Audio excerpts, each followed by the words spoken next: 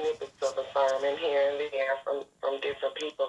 And I listened to Holly Graham, and in my spirit yesterday and the day before was just the acronym PUSH. And I know all of us know that stands for Pray pray until until something something happens. happens. And when we think about all of the things that we've put on the line, even through the years, we have been praying and we have seen things happen. Amen. And we're just going to keep on doing that. And may this prayer line continue to be strong, because we're going to keep putting things on the line and keep watching God's victory take place. So some of the things that just kind of stuck out in my head, either she would say something and it would just bring something or stir something into my spirit. So some of these things she said, but some of these things, it just came to me in my spirit as I would hear her. And one of the things that came to me was his faithfulness is bigger than my faith. Yeah. My faith can be wavering, but God's faithfulness is everlasting, never changing. He is the same God yesterday, today, and forevermore. He is the Alpha and Omega. So his faithfulness, even when we feel a little weak sometimes, or we can get in our flesh, Lord knows I can, in my thoughts, but his faithfulness is bigger than that. It doesn't just depend on how my faith wavers back and forth. If I just remind myself that God is faithful, that helps me through the day. And something she did say was, she talked about joyful confidence in God.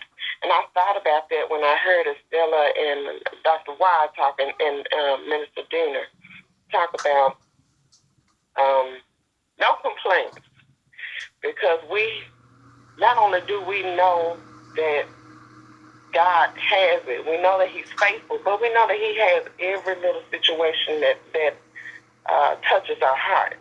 So let us have joyful confidence in God. Now, I can be confident. I know who God is day in and day out. You know, we know, like I said, we know he's faithful. But to have the joy of the Lord while you are trusting him to take care of those situations, that is what I want us to be reminded to do. And also in the midst of our everyday, ordinary struggles, aches, and fears, and Sister Stella, I didn't know about the, you were talking about the back situation yesterday, but in the midst of our everyday, ordinary struggles, our ordinary aches that we wake up with because we're grown now, our ordinary fears, we serve an extraordinary God. Yes. So even on the little bitty things, the functioning of our eye, when fingers ache, when the ankle acts up, when you can't get into the shoes that you want to wear, the comfortable shoes, those everyday little struggles, God is still an extraordinary God. So he is bigger than each one of those situations, and he has each one of those situations in his hand. So I just thank him for that. And the last thought that came to me was, nothing, we say nothing is impossible. So nothing is exempt from having his touch. If he says it, he does it. So there is nothing that comes to our hearts that we can't give to him. It's not something that says, well, God is not going to mess with this. God is so much bigger than our little flesh thoughts and our carnal thoughts. He's so much bigger. So we can put those little things on the altar, but we can also put some big major things in his hands. If he moved the water so that to make dry land so that people could walk through to freedom.